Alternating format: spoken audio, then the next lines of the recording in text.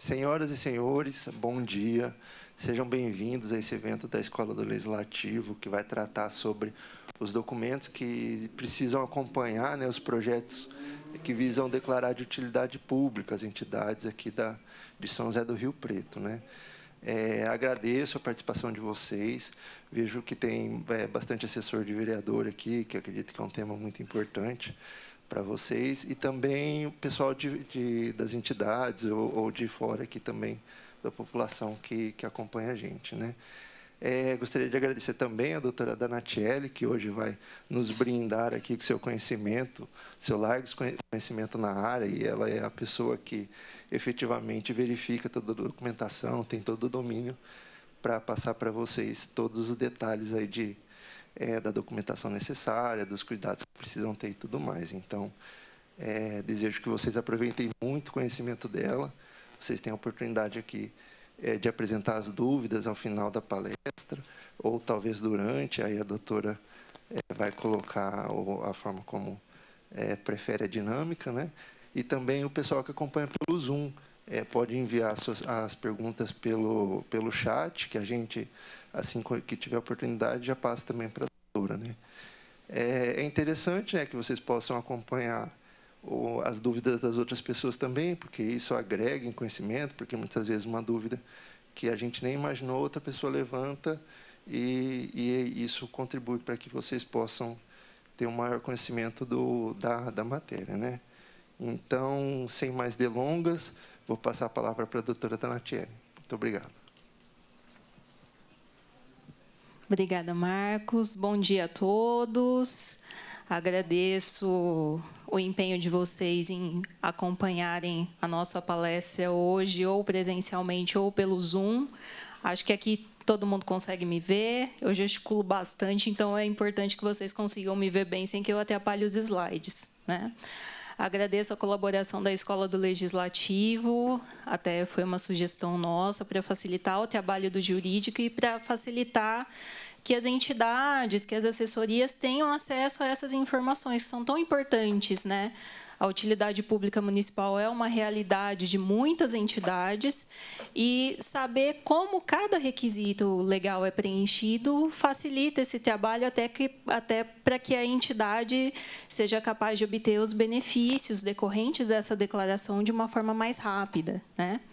Então, já fui apresentada, mas meu nome é Danatiele, sou procuradora legislativa da Câmara desde 2015, para quem não me conhece, e eu sou a servidora responsável por analisar toda a documentação necessária para a declaração de utilidade pública das entidades, tá?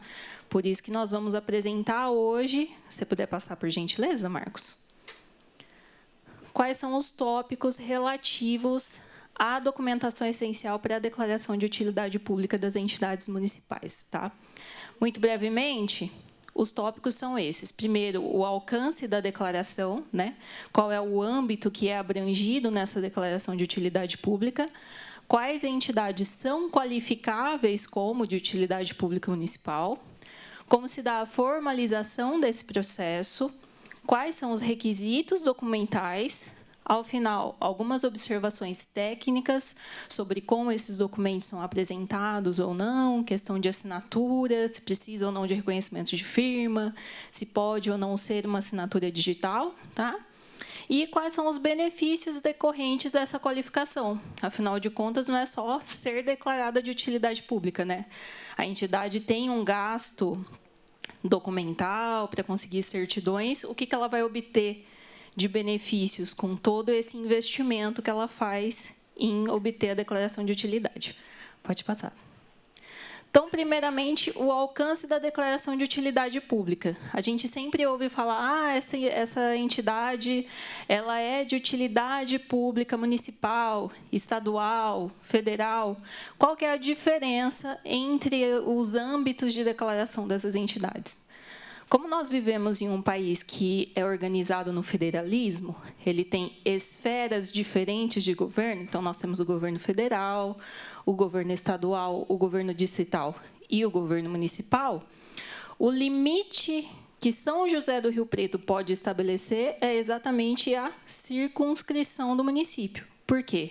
por força da Constituição Federal, nós podemos legislar sobre assuntos de interesse local. Então, se uma entidade que exerce atividades não remuneradas, atividades benemerentes em prol da sociedade, precisa ter essa declaração de utilidade pública, a declaração vai ser em âmbito municipal. Posso ser declarada de utilidade pública municipal e não estadual ou federal? Posso. A diferença é que os benefícios vão estar relacionados ao Poder Executivo Municipal. Posso ser declarada de utilidade pública estadual e não municipal nem federal? Posso. Vai depender de quais requisitos, de quais leis eu preencho, tá? Então, aqui nós vamos tratar da declaração de utilidade pública no município de São José do Rio Preto. Quais são os benefícios que são obtidos junto ao Poder Executivo Municipal, tá? Volta, por favor, Marcão. Então, os outros entes federativos podem ter requisitos diferentes. Então, não necessariamente todos esses requisitos que são apresentados aqui são os mesmos requisitos exigidos pela União ou pelo Estado de São Paulo, por exemplo. Essa é a ressalva que a gente faz, tá? Pode passar. Quais são as entidades que podem obter essa qualificação, então? São pessoas jurídicas que não tenham finalidade empresária, comercial, e que não obtenham lucro com o exercício dessas atividades. Então, elas atendem de forma desinteressada, financeiramente falando, à coletividade. Podem ser, então, associações, sociedades civis, fundações privadas. Até uma dúvida que surgiu um tempo atrás. Entidades religiosas podem ser declaradas de utilidade pública? Sim. E, por fim, a OCIP, que é uma qualificação prevista em uma lei nacional. Essa tem previsão específica na nossa lei 11231, que são as organizações da sociedade civil de interesse público. É um outro tipo de qualificação, válido em âmbito nacional, mas a nossa lei fala, se você é OCIP e atende aos requisitos da lei municipal, também pode ser declarado de utilidade pública.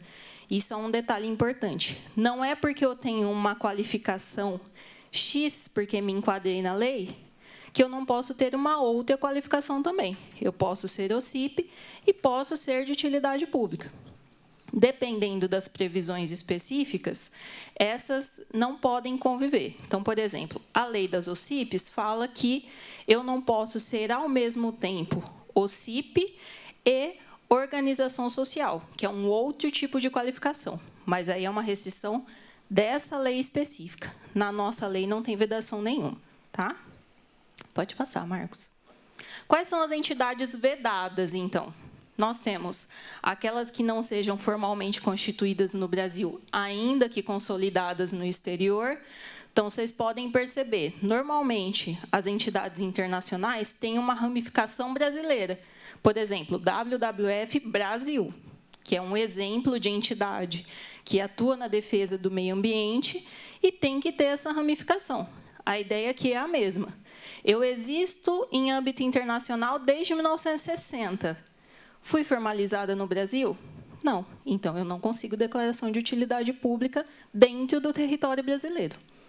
Do mesmo jeito, aqui, eu preciso ter a sede da entidade em São José do Rio Preto para ter declaração de utilidade pública municipal? Não. Mas a filial que existir em São José do Rio Preto precisa estar formalizada no registro, tá? Não tenham demonstrações contábeis em dia. Dona Tchelle, a gente vai ver lá na frente que essas demonstrações são, inclusive, um requisito documental. Ah, mas a gente trabalha com voluntariado, todo mundo colabora um pouquinho da forma que pode. Então, a gente não tem o registro contábil. Não pode. Tá? A gente vai ver que isso precisa ser formalizado e tem que observar vários requisitos, inclusive estabelecidos pelo Conselho Federal de Contabilidade. Tá? E as que não atendam aos demais requisitos da 11231. Tudo certo aí, Marcos? Não estão aparecendo os slides? Você consegue jogar no chat o arquivo dos slides para eles irem acompanhando? Acho que a gente consegue compartilhar com eles. Só um segundinho, gente, problemas técnicos.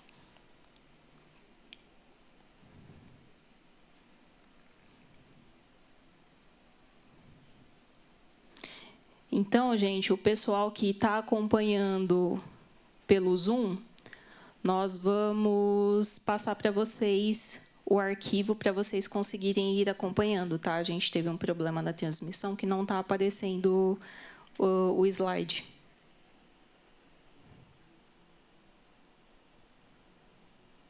Será que vai ser pelo OneDrive?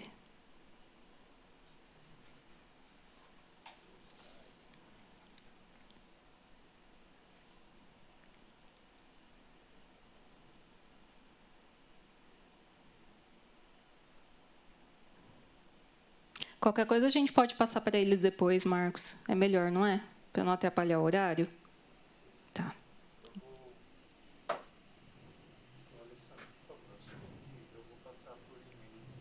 É que o arquivo que eu passei para a Alessandra sofreu algumas modificações, então precisa copiar para você depois.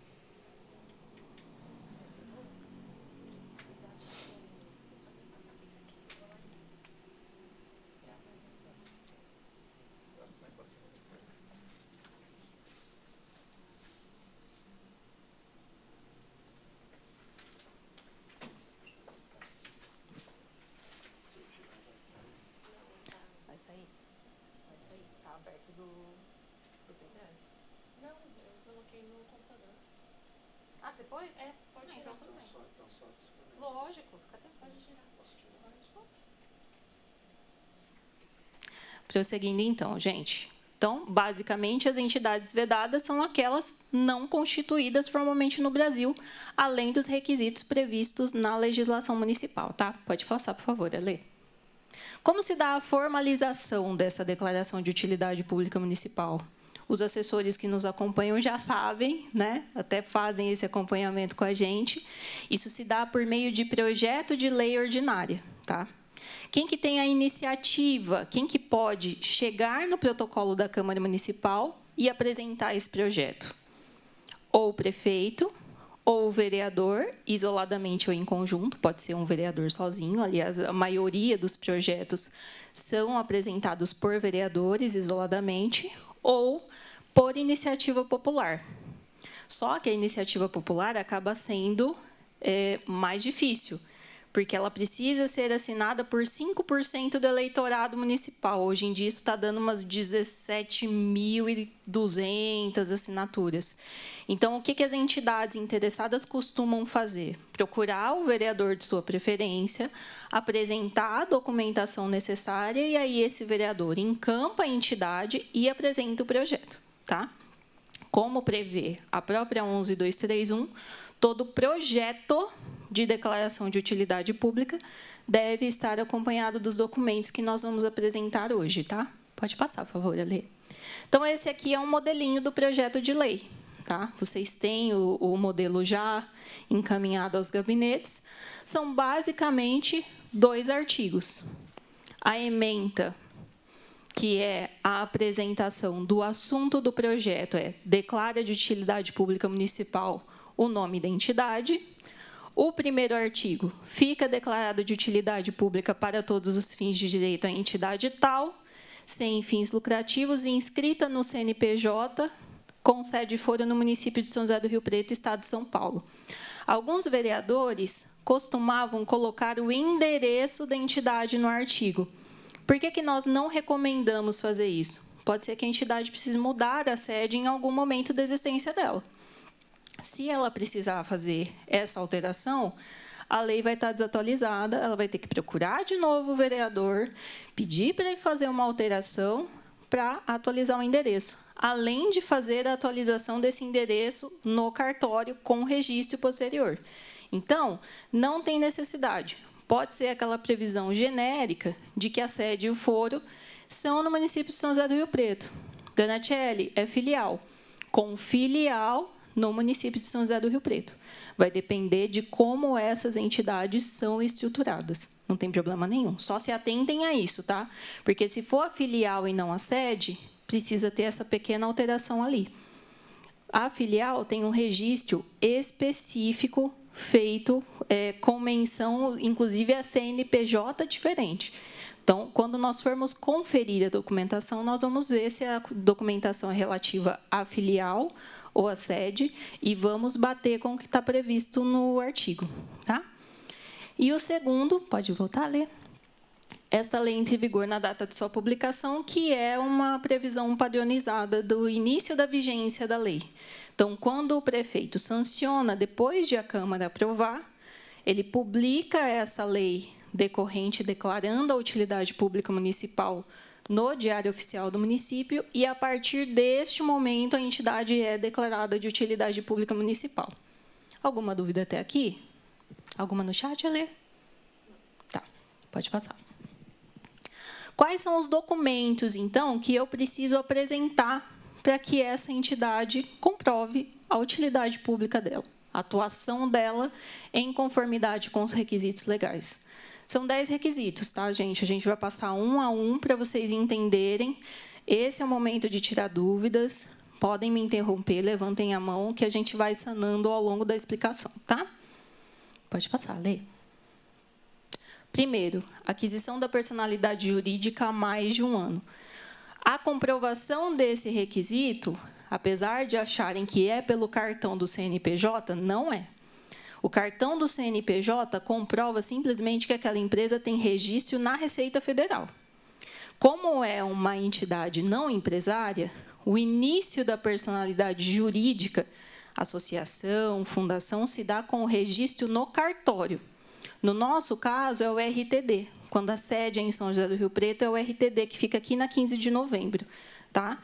E aí eles emitem uma certidão específica, que está no slide seguinte, nós vamos mostrar para vocês, que fazem essa referência ao primeiro registro da entidade. Aquele primeiro estatuto que todo mundo fez assembleia, elegeu a diretoria, montou o estatuto base, vai constar na primeira coluna da entidade. E essa é a data que comprova pelo menos um ano. Pode passar, Lê, por favor?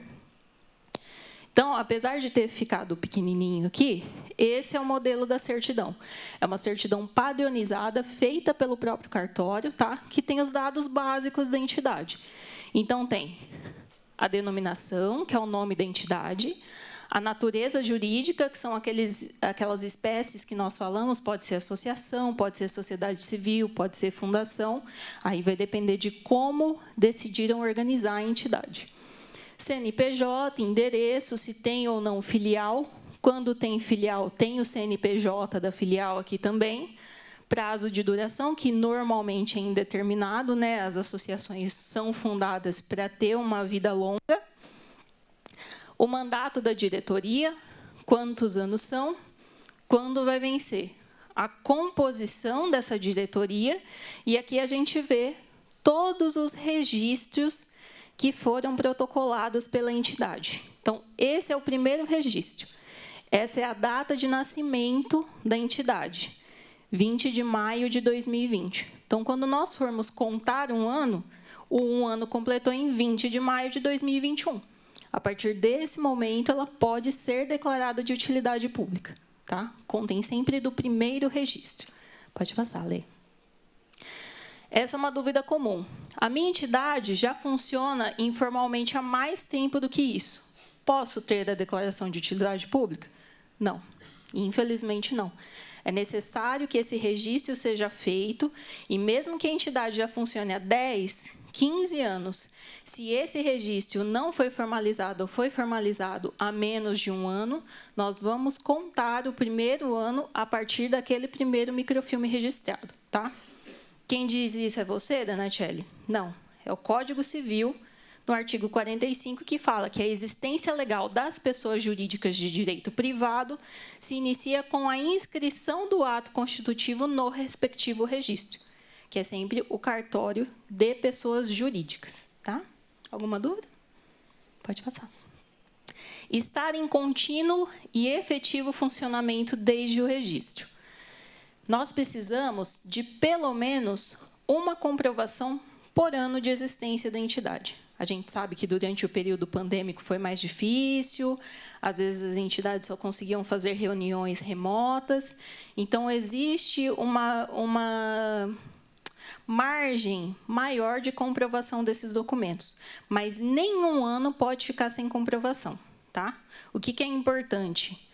A certidão do RTD, que nós mostramos no slide anterior, já vale para os anos em que os respectivos microfilmes foram registrados. Dona Tchely, mas a minha entidade existe desde 1970, eu vou ter que comprovar esse período inteiro? Vai.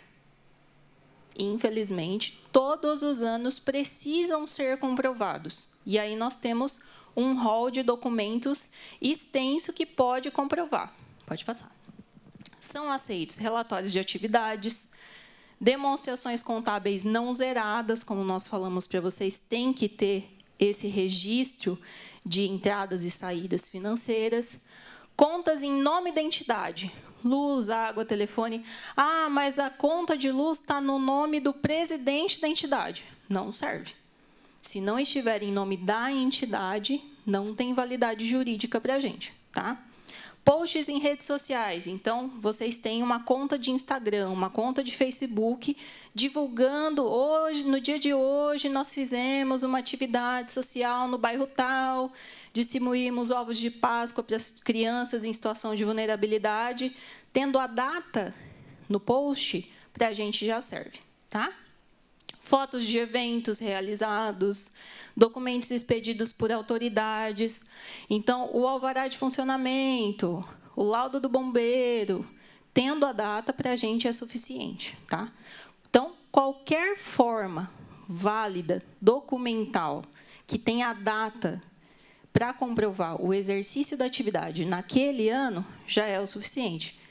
Uma comprovação por ano, ou então vocês podem, por exemplo, se é uma entidade que já tem uma certa parceria com a prefeitura, ainda que não tenha sido declarada de utilidade pública, pegar uma declaração da prefeitura, certifico e dou fé que a entidade tal se encontra em funcionamento desde o ano tal.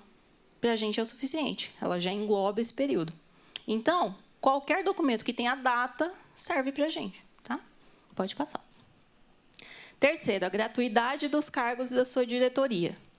Normalmente, é um artigo do Estatuto da entidade que fala sobre a remuneração ou não dos dirigentes estatutários. No nosso caso, em São José do Rio Preto, não é aceito que os dirigentes sejam remunerados pelo exercício da atividade da diretoria. Tá, eu sou presidente da entidade, mas também sou o contador. E faço o serviço de contabilidade da entidade. Eu posso ser remunerado pelo exercício da função de contabilidade? Posso. Eu não posso ser remunerado pelo exercício da presidência da entidade, pelo fato de ser presidente, pelo fato de ser vice, pelo fato de ser secretário, tá? E aí nós aceitamos duas expressões diferentes. Ou um artigo expressamente veda a remuneração dos dirigentes, ou, tacitamente, não temos nenhum artigo que autorize a fixação de remuneração. E aí, várias pessoas já me questionaram isso, inclusive em reuniões de gabinete. O estatuto da entidade permite a fixação de remuneração, mas eu não recebo nada. Ainda assim, eu vou ter que mudar o estatuto? Sim. Normalmente, as entidades que buscam a utilidade pública municipal se utilizam de um modelo de estatuto previsto para a declaração de utilidade pública federal.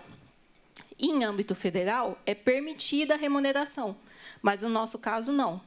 Ainda que eu não receba formalmente, se eu tenho uma previsão autorizativa no estatuto, pode ser que depois da declaração de utilidade pública seja estabelecida, determinada essa remuneração. Então, nós não autorizamos que haja essa previsão. Aí vocês vão me perguntar, mas eu não posso alterar o estatuto depois da declaração de utilidade pública e colocar um artigo de previsão de remuneração? Sim, mas aí é uma fraude ao processo de declaração de utilidade pública. Como esse crivo aqui é feito previamente, enquanto a declaração ainda é um projeto, nós barramos qualquer previsão possível de estabelecimento de remuneração no nascimento do projeto. O que é feito posteriormente vai ser fiscalizado pelo Poder Executivo. Nós estamos aqui ainda no esboço da declaração de utilidade pública. E aqui não pode ter previsão de remuneração, tá? Pode passar. como eu disse para vocês, mas a lei de outro lugar permite que eu seja remunerado pelo exercício da minha atividade. E aí? Você vai ter a declaração de utilidade pública daquela esfera federativa, ou estadual ou federal, mas, como nós legislamos sobre assuntos de interesse local, nós podemos fixar critérios diferentes, inclusive a diretoria ser ou não remunerada. No nosso caso, não pode. Tá? Pode passar. Exercício de atividades benemerentes. Normalmente, isso daí é um dos primeiros artigos do Estatuto. Então, vem, fica instituída a entidade, com CNPJ tal, sede tal, constituem objetivos da entidade. Isso e aquilo. É o mais fácil de ser comprovado, porque a gente vai pegar o estatuto da entidade e analisar quais são as finalidades dela, que podem ser ensino não remunerado, tá, gente? Pesquisa científica, cultura e artes, filantropias, atividades assistenciais em geral. Essa é a lógica. Qualquer atividade benemerente que seja feita sem remuneração em prol da coletividade é válido para a gente. Então, quando vocês apresentam o estatuto da entidade, nós já verificamos o preenchimento desse requisito. Pode passar, Lê. Não atender apenas associados e seus dependentes. A lógica é a mesma. Esses estatutos, nos artigos de objetivo, normalmente já comprovam que o exercício da atividade não é restrita a determinado âmbito. Agora, se eu tenho uma associação que foi instituída para trazer benefícios para a categoria X ou Y e não realiza essas atividades benemerentes, ainda que seja gratuito só para esse grupo X ou Y, entendam, não destinação. Eu estou, por exemplo, considerando a classe dos servidores públicos municipais, a classe dos policiais civis. Se não está aberto à coletividade, então ela não pode ser declarada de utilidade pública municipal. Ela tem que escapar desse âmbito. Tá? E aí, se não dá para entender dos objetivos, das finalidades da entidade previstas no Estatuto, que essa atuação não é restritiva, nós sugerimos que seja feita uma alteração no Estatuto para prever isso. O atendimento da entidade é feito sem discriminação de origem, ou então não fica restrita aos associados e seus dependentes. Certo? Pode passar, Marcos. Certidão comprobatória de registro do Estatuto mais alterações. É aquela certidão que nós mostramos no slide 10. Tá? E aí, o que é importante vocês saberem? Essa certidão tem que ser solicitada pela entidade junto ao cartório. A última vez que eu fiquei sabendo, ela estava custando em torno de R$20, R$25, e estava demorando 5 dias úteis para ser expedida. Eu não sei se essa informação continua atualizada, infelizmente. Mas é importante que todos os dados da entidade estejam atualizados. Muito recentemente, nós recebemos um projeto para analisar a documentação e elaborar o parecer jurídico, que aquela informação do mandato da diretoria... Você pode voltar no 10, por favor, Marcão? Slide 10. Mais uns. Isso. Então, aqui, diretoria com mandato de tantos anos, vencida em... Para a gente não tem validade. Ah, nós atrasamos, infelizmente não conseguimos nos reunir e eleger a diretoria nova. Se esse é o caso, nem solicitem a expedição dessa certidão ainda, porque nós vamos ter que pedir novamente uma certidão atualizada. Então, primeiro, providenciem a eleição da diretoria. Se tem alguma pendência de alteração de estatuto que foi feita, mas não foi registrada, registrem a alteração primeiro, porque nós vamos conferir todos os microfilmes. Se tem uma alteração do estatuto que não consta aqui, para a gente não serve. Se a certidão foi expedida antes desse microfilme ser registrado, também não serve. Então, regularizem todas as pendências de registro no cartório e depois peçam a expedição dessa certidão, para não ter que gastar 2 vezes. Tá? Pode voltar lá, Marcão. Então, como a gente disse, essa certidão vai guiar a conferência dos requisitos 7 e 8, que são a apresentação do estatuto e alterações e a ata e eleição da posse da diretoria em exercício. Pode passar, Marcão. Então, a cópia do estatuto. Se vocês pegarem o texto da lei, ele fala cópia autenticada do estatuto e eventuais alterações. Só que, em 2022, em abril, o nosso processo de protocolo de proposituras foi digitalizado. Então, não existe mais a necessidade de gastar dinheiro autenticando cópias. Se as entidades tiverem a cópia original, aquela com carimbinho colorido do cartório, de que foi registrado, e eles digitalizarem esses documentos de forma colorida, já serve para a gente. Que a gente sabe que a autenticação é um processo caro, custa por página, né? Então, se esse registro for digitalizado de forma colorida, que comprove a autenticidade do documento, para a gente já serve, tá? E aí precisam ser todos os microfilmes. Nós já pegamos uma entidade que saiu de uma sociedade de futebol para uma associação. A existência dela começou lá atrás, só que houve uma alteração circunstancial relevante de como a entidade funciona, como ela é formada, qual é a finalidade. Vou ter que apresentar só esse estatuto novo? Não. Eu vou ter que apresentar aquele original de lá de trás e todas as alterações, ainda que haja uma alteração substancial na forma da entidade. Tá? Então, são todos os microfilmes. Quando a gente olha naquela certidão, o primeiro registro é o do Estatuto Social e qualquer alteração que seja feita vai estar na descrição, alteração do Estatuto Social. Quando a diretoria jurídica da Câmara pegar o projeto para analisar, ela vai pegar aquela certidão, anotar todos os microfilmes de estatuto mais alterações e ver se esses microfilmes foram apresentados. Se tiver faltando um só, já é uma pendência para a gente. Então, estatuto original e todas as alterações, ainda que seja exclusivamente para alterar o endereço. Tá? Pode passar. Ata de eleição e posse da diretoria em exercício. Mesma coisa.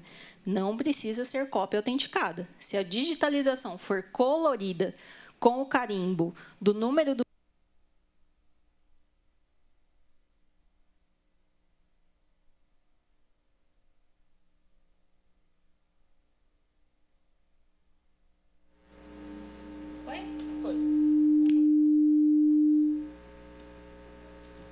Hoje é o dia dos imprevistos, gente. Vamos lá. Então, se tiver digitalizado com o carimbo colorido do cartório, com o número do microfilme, é o suficiente para a gente. Preciso de todas as diretorias que já passaram desde 1970, se a minha entidade foi formada nesse ano? Não. É só a última diretoria em exercício, porque nós vamos justamente conferir com aquela certidão que nós apresentamos no slide 10. Então, lá em cima tem diretoria com mandato de X anos, com validade até 31 de dezembro de 2024. E vem os nomes e CPFs de quem compõe essa diretoria. Nós vamos pegar esse registro da ata, bater com a informação que consta dessa certidão. Se as duas estiverem correspondentes, para a gente fechou. Ah, dona Shelly, mas uma pessoa específica... Pronto. Uma pessoa específica que fazia parte da diretoria teve que sair porque ela se mudou ou porque, em razões pessoais, ela não consegue mais fazer parte da entidade. Nós nos reunimos e, especificamente para esse cargo, fizemos uma nova eleição. Então, serão apresentados os 2 microfilmes. O da eleição original da diretoria, mais esse específico do cargo que ficou vago durante o mandato. Tá? Pode passar. Demonstrações contábeis dos últimos 12 meses, mais parecer do Conselho Fiscal. Aqui, a primeira coisa que nós conferimos é, no estatuto da entidade, tem previsão de existência do Conselho Fiscal? Porque se não tem existência de previsão do Conselho Fiscal, então nós não vamos exigir esse requisito. Se tiver previsão de um Conselho Fiscal, nós precisamos do parecer do Conselho Fiscal. Tá? E aí, essas demonstrações devem compreender os últimos 12 meses anteriores ao protocolo do projeto de lei. Por que nós ressaltamos isso? Normalmente, as entidades fazem as demonstrações contábeis de anos fechados. Então, por exemplo, nós estamos em 2023. O habitual é que a entidade tenha fechado a demonstração contábil de janeiro a dezembro de 2022. A nossa contagem não é assim. A nossa contagem é do protocolo do projeto de lei. Tá? No próximo slide, nós vamos até mostrar para vocês. E não serão aceitas demonstrações contábeis zeradas. Justamente porque, como que eu consigo comprovar que eu estou em atividade ininterrupta desde a minha Constituição sem dinheiro? Não tem como. Tá? E isso é estabelecido por regras do Conselho Federal de Contabilidade. Pode passar, Marcão. A minha entidade sobrevive apenas de doações, ou não paga aluguel pelo uso da sede, é o presidente que tem um barracão e cedeu para a entidade funcionar. Ou então, as contas são pagas informalmente por voluntários. Eu sou a primeira secretária, eu pego a conta de água e pago do meu bolso. Mesmo assim, todas essas doações, seja voluntariamente do serviço prestado, seja eu pagando a conta da entidade do meu bolso, devem ser contabilizadas. Tá? Isso tem previsão na resolução do Conselho Federal de Contabilidade, 1409 de 2012, e aí eu vou mostrar para vocês quais são as previsões específicas. Pode passar, Marcos. Então, no item 9, as doações e subvenções recebidas para custeio de investimento devem ser reconhecidas no resultado, na forma prevista na regulamentação específica. Não sou contadora, tá? Aí as entidades têm que entrar em contato com o escritório de contabilidade que presta o serviço para elas e exigir que isso conste das demonstrações. Pode passar, Marcão. As receitas decorrentes de doação, contribuição e as respectivas despesas devem ser registradas em contas próprias. Então, vai ter esse ingresso e vai ter a saída nos dispêndios da entidade. Tá? Pode passar. O benefício concedido como gratuidade por meio da prestação de serviços deve ser reconhecido pelo valor efetivamente praticado. Não gastei nada, de fato, mas deixei de receber. É uma renúncia de receita e deve ser registrada como saída. E, por fim, e o mais importante, que é o que a gente costuma verificar nas entidades, o trabalho voluntário, inclusive de membros integrantes dos órgãos da administração, no exercício de suas funções, deve ser reconhecido pelo valor justo da prestação do serviço, como se tivesse ocorrido o desembolso financeiro. Eu tenho um amigo que é contador, e esse amigo que é contador faz de graça a contabilidade da entidade. O serviço dele deve ser contabilizado como doação, ainda que por valor estimado. Tá? Então, mas é o meu colega que faz. A gente calcula o valor que seria esse serviço estimado e coloca nas demonstrações contábeis da entidade. Tá? Pode passar. Então, como a gente falou, como se dá a contagem desses 12 meses? Estou dando como exemplo se um projeto tivesse sido protocolado na data de hoje, 26/10/2023. Os 12 meses vão ser contados do mês de protocolo de projeto, outubro do ano passado a setembro desse ano.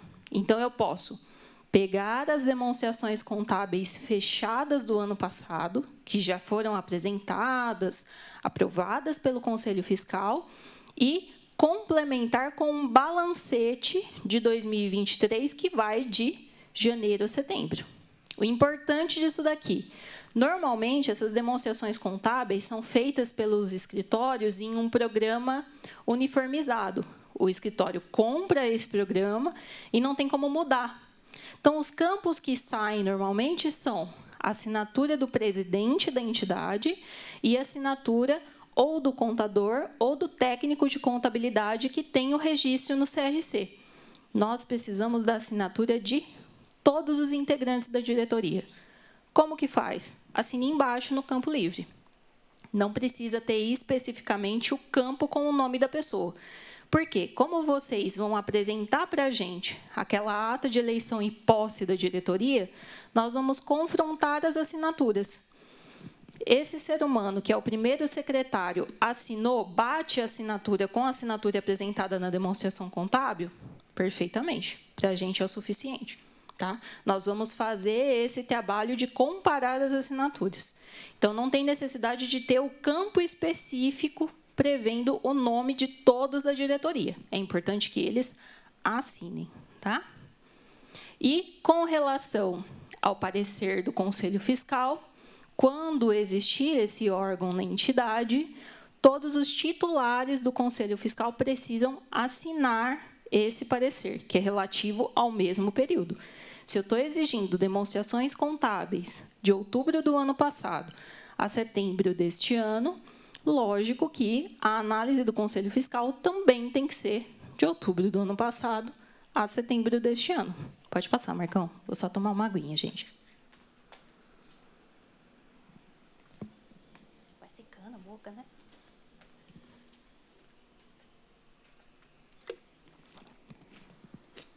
Então, aqui, apesar de ter ficado pequenininho, quem tiver interesse, nós temos esses documentos todos em PDF, nós podemos passar os modelinhos, tá? Esse é um modelo padrão que o jurídico fez para as entidades que não têm um modelo de parecer do Conselho Fiscal. Toda a documentação da entidade tem que vir com papel timbrado, tá? Parecer do Conselho Fiscal, identificação do nome da entidade, se for sociedade civil, se for fundação, muda aqui e coloca o nome da entidade. Então, em cumprimento ao que determina o Estatuto da Associação, fundação, os membros do Conselho Fiscal, abaixo-assinados, reconhecem e atestam a precisão de todas as demonstrações contábeis do período de, no nosso exemplo, outubro de 2022 a setembro de 2023, aprovando-os integralmente com votos de louvor. Que data que eu coloco aqui? Pelo menos o último dia do período que está sendo analisado. Então, 30 de setembro de 2023 seria o nosso exemplo. Pode ser depois? Pode. Pode ser antes? Não, porque não fechou o período ainda. E aí vem a assinatura de todos os titulares do Conselho Fiscal. Vai depender de como a entidade se organiza. Já peguei entidade com 5 conselheiros, 10 conselheiros, 1 conselheiro. Então, depende da previsão do Estatuto. Relatório circunstanciado de atividades dos últimos 12 meses. A contagem do período é a mesma feita para as demonstrações contábeis. Então, no nosso exemplo, outubro do ano passado a setembro deste ano. O relatório deve estar assinado por todos os membros da diretoria. Normalmente, esses relatórios são assinados só pelo presidente. Então, por isso que a gente enfatiza bastante. Mesma coisa, se não tiver como colocar o nome, a gente vai bater as assinaturas com a ata de eleição e posse. Mas, preferencialmente, se for possível, nós pedimos que haja a identificação dos demais integrantes com o nome bonitinho, tá? E aí, para facilitar o trabalho de vocês, nós dividimos as atividades realizadas em atividades rotineiras e atividades pontuais. Se for uma atividade rotineira, uma associação que dá aulas de violão para, por exemplo, crianças em situação de vulnerabilidade no bairro X, todas as terças e quintas, não é preciso destacar. Abril, aulas de violão, terça e quinta. Maio, aulas de violão, terça e quinta. Basta mencionar uma única vez que isso é uma atividade rotineira da entidade. Não precisa ficar passando mês a mesma coisa. Se for uma atividade pontual, então, por exemplo, a entidade, no final do ano, recolhe cartinhas de Papai Noel do Correio, faz um levantamento, busca fundos entre os associados ou fundos externos e compra esses presentes. Ou então, na Páscoa, doa ovos de Páscoa para crianças em situação de vulnerabilidade. Aí vocês mencionam que isso aconteceu no mês de abril, no mês de dezembro. Tá? Pode passar. Com relação às assinaturas, as assinaturas podem ser tanto em formato físico quanto em formato digital, sendo aquela assinatura com o selo do ICP Brasil. Posso usar a minha conta ouro do GovBR? Pode. Posso usar o meu token do meu conselho profissional? Pode. O que é importante? Eu não posso misturar assinaturas. Não podem conviver no mesmo documento assinaturas físicas e assinaturas digitais. Isso é uma restrição prevista, inclusive, na lei nacional que estabelece a validade dessas certificações digitais. Então, se eu tenho um documento meio assinado físico, meio assinado digital, eu vou ter que refazer, de duas uma. Ou eu faço todos físicos, ou eu faço todos digitais. Ah, o pessoal que assinou fisicamente tem o token e consegue assinar. Eu preciso refazer o documento? Não. Coloquem o pessoal que assinou fisicamente para assinar digitalmente o mesmo documento. A gente vai desconsiderar as assinaturas físicas e considerar as assinaturas digitais inseridas posteriormente. Não precisa refazer o documento. Tá? Pode passar. Com relação à contagem do prazo. Como as contagens de prazo são feitas do protocolo do projeto, e aí, normalmente, essa documentação pode levar um tempo para ser apresentada, o que nós recomendamos é que o protocolo do projeto seja feito com a documentação que estiver pronta naquele momento. Por quê? Se eu preparei a documentação, virei para a assessoria e falei, gente, vocês vão ter que me apresentar de outubro do ano passado a setembro deste ano. Virou o mês, entramos em novembro. Não é mais o período de que eu preciso. Se virou o mês, eu vou pedir de novembro do ano passado a outubro deste ano. Então, a orientação é, as entidades devem apresentar a documentação que estiver pronta para travar essa data. Vamos supor que o relatório de atividades e as demonstrações contábeis ainda não estão prontas. O contador se enrolou, não conseguiu realizar, ou então, eu não sabia que tinha que apresentar o balancete quebrado do período. Eu apresento, por exemplo, os registros do estatuto, a ata da diretoria em exercício, e aí eu travo a data do projeto. Pode passar 6 meses, 1 ano, que eu vou continuar cobrando de outubro do ano passado a setembro deste ano. Tá? Então, é importante, ainda que seja só a certidão do cartório, protocolem o projeto antes de virar um mês. Sem isso, eu vou ter que ficar pedindo complementação de documentação. Qual o prazo que vocês têm para fazer isso? 15 dias após o recebimento para parecer da diretoria jurídica. Por quê? Quando um projeto é protocolado na Câmara, primeiro ele é lido na sessão, para dar ciência aos vereadores e à população de que aquele projeto começou a tramitar. Depois disso, o presidente manda para a Comissão de Justiça e Redação, que é uma comissão composta por vereadores, e esta comissão costuma pedir que a diretoria jurídica analise se todos esses requisitos foram preenchidos. Se tiver faltando alguma coisa, eu pego o projeto, ligo no gabinete do vereador e falo, Mirela, está faltando o documento X, Y e Z. Vou segurar até 15 dias para que a entidade apresente a documentação remanescente. Se apresentar, eu já solto o parecer falando que todos os requisitos foram cumpridos. Se não apresentar, eu solto o parecer falando que os requisitos não foram cumpridos nos itens tais. Esse projeto vai voltar para o gabinete do vereador e ficar aguardando essa documentação remanescente. O que eu não posso é ficar segurando mais de 15 dias no jurídico. Tá? Mas a entidade, ainda assim, não vai perder a oportunidade. Se voltou para o gabinete do vereador, vai ficar aguardando a apresentação desses documentos que faltam, o vereador vai receber esses documentos, pedir para o presidente juntar no projeto e voltar para a comissão. A comissão vai pedir mais uma vez para que o jurídico analise, e aí a gente solta um segundo parecer a respeito do que estava faltando. A única diferença é essa. Se eu observo os 15 dias, é um parecer só. Se eu passo dos 15 dias, eu vou soltar um parecer parcial. Depois, quando voltar o projeto, eu analiso o que está faltando. Certo? Pode passar. Tá, Danatelli, você me falou toda a documentação que eu preciso apresentar, mas quais são os benefícios da declaração de utilidade pública? aqui pensando em declaração de utilidade pública municipal, tá?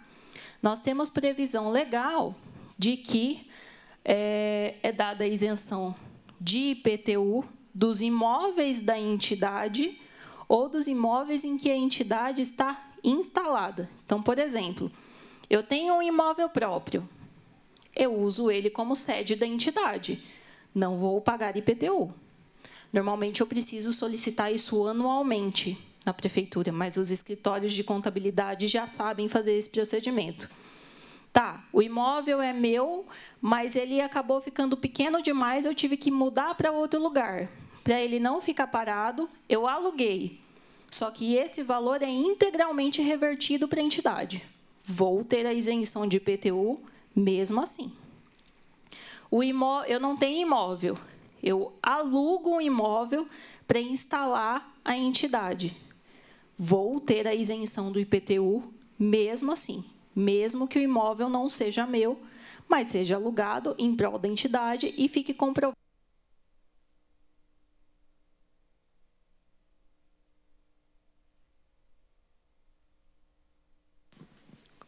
Estão ouvindo?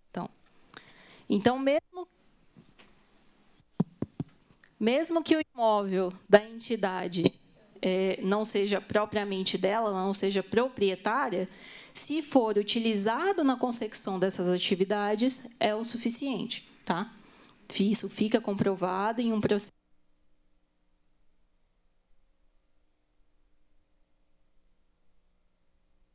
Só senta aqui por conta do... Onde fica mais aqui, ó? Aqui? Para não dar...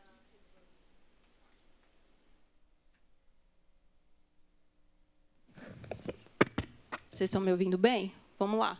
Então, se o imóvel não for da entidade, mas ainda assim ela estiver instalada e essa instalação for utilizada na realização das finalidades da entidade, ela consegue solicitar essa isenção de IPTU, tá? Pode passar, por favor. Recebimento de verbas públicas para a consecução das finalidades. Então, sejam organizações sociais, sejam as OCIPs, que nós comentamos, sejam as organizações da sociedade civil, que são as OSCs, que é a lei mais recente da Organização das Entidades do Terceiro Setor, se elas estiverem previstas com declaração de utilidade pública, tiverem o credenciamento na secretaria responsável e um termo de colaboração ou de fomento, ou um contrato de gestão, vai depender da organização da entidade, como ela se constitui, ela pode receber repasses orçamentários, tá? Para a consecução das atividades. Isso aí é celebrado junto ao Poder Executivo, que vai conferir o plano de trabalho, como se organiza, quais são as atividades realizadas, quantas crianças são atendidas, por exemplo, quantos idosos, qual é o tipo de serviço realizado, tá? E aí pode ter essa destinação orçamentária. Depois disso, nós temos as emendas impositivas, que vão ser implementadas a partir de 2025. Nesse caso específico, não é necessário que haja um termo de fomento, um termo de colaboração anterior. Isso daí é feito posteriormente e vale a emenda impositiva. Nós estamos enfrentando aí algumas dificuldades com relação às indicações de recursos parlamentares, né, que é um acordo que foi feito entre o Executivo e o Legislativo para este ano e o ano que vem. Nesse caso específico, enquadra no item anterior. Tem que ter credenciamento na secretaria, tem que ter plano de trabalho, o termo de colaboração ou o termo de fomento. Mas, a partir de 2025, nós vamos ter uma facilitação desse processo, que foi indicado na emenda impositiva, vai ter que cumprir. Tá? Pode passar. E aí, por último, nós temos a possibilidade de utilização de bens públicos, seja por permissão, seja por concessão, para a consecução das atividades das entidades. Então, nós temos vários exemplos de entidades, né? Nós temos o projeto Mundo Novo, nós temos o projeto Maquininha, nós temos Arpron, nós temos o Instituto dos Cegos Trabalhadores, se eu não me engano, várias entidades que realizam essas atividades benemerentes. O município reconhece a importância dessa entidade atuar ao lado do Estado e fala: eu tenho um imóvel ocioso, mas não tenho equipe suficiente para realizar esse trabalho. Então, para mim, é mais interessante disponibilizar ou esse maquinário ou esse imóvel para que você realize as suas atividades com a sua equipe, do que montar um órgão novo, completo, com estrutura, maquinário, servidores, para realizar. Esse processo é realizado ou por decreto, ou por credenciamento, que eu acho que é o que vai ser implementado futuramente. Antes, a gente fazia a concessão por uma lei autorizativa. O Tribunal de Justiça entendeu que isso é inconstitucional, porque fere o princípio da licitação, né? Mas hoje as permissões continuam sendo feitas por decreto. Como vai se dar a concessão do uso, que normalmente dura 5 anos mais 5, a gente vai ter que acompanhar os próximos passos do Poder Executivo, como eles vão regulamentar isso, como eles vão realizar o processo. Então, com relação a como obter esses benefícios, como é um passo depois que a lei entrou em vigor, e o nosso enfoque aqui é nos documentos, aí a gente pede que vocês se informem diretamente nas secretarias. O pessoal do Poupa Tempo vai saber orientar. Se eles não souberem, vocês podem procurar diretamente as secretarias envolvidas no trabalho. Então, se a atuação é mais assistencial, procurem assistência social. Se é uma em área de saúde, remuneração de médicos, enfermeiros, procurem cada secretaria específica, certo? Pode passar. Já fechou? É isso, gente. Muito obrigada. Estou à disposição para sanar as dúvidas que vocês tiverem.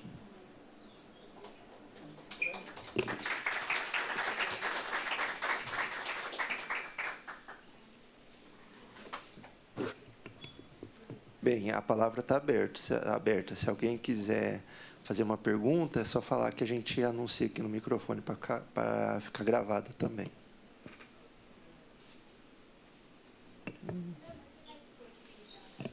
Sim, sobre até a Amanda perguntou do material, né? A gente vai disponibilizar o material e também informar para o pessoal que o link com a gravação fica disponível no site da Câmara. Então, como são muitos detalhes e, às vezes, tem algum ponto que a gente não entende muito bem e precisa retomar depois, dá para retomar pelo link, assistir o evento inteiro, se quiser. Aí, com o material, como a gravação vai focar, não dá para ver tão bem assim o material, mas como o material vai acompanhar, então vocês podem acompanhar direitinho lá também. E depois vamos encaminhar os certificados também para vocês também pelo e-mail de quem se inscreveu. Então, se acabou não informando o e-mail, procura a gente da equipe aqui da escola para fazer essa informação, tá? Agradeço muito novamente. Claro, Só um complemento, além desses slides que foram apresentados, a diretoria jurídica elaborou um manual com modelo de parecer do Conselho Fiscal, com modelo da certidão, com modelo do relatório de atividades para as entidades que não têm o hábito de elaborar esses relatórios. E nós também podemos disponibilizar esse material além dos slides, para quem tiver interesse. Tá? Porque até para as assessorias de gabinete é mais fácil. Às vezes, uma entidade busca as informações, só a lei seca é muito difícil de fazer todas essas interpretações, né? São muitos detalhezinhos. Então, até para os gabinetes terem, olha, o roteiro é esse. Se quiserem realizar uma reunião com a diretoria jurídica para ela analisar previamente os documentos, nós também estamos disponíveis. Mas já é um passo que adianta o processo, né? Então, se vocês quiserem, a gente também disponibiliza.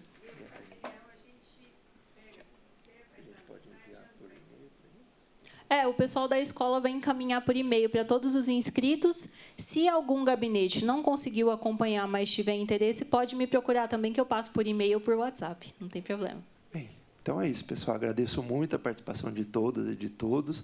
Especialmente agradeço a Dana Tiele, né, por vir aqui e contribuir com a gente, com todo o seu conhecimento. Tenham um bom dia. Tchau, tchau. Pessoal, todo mundo assinou a lista? Quem não assinou, pode vir até aqui.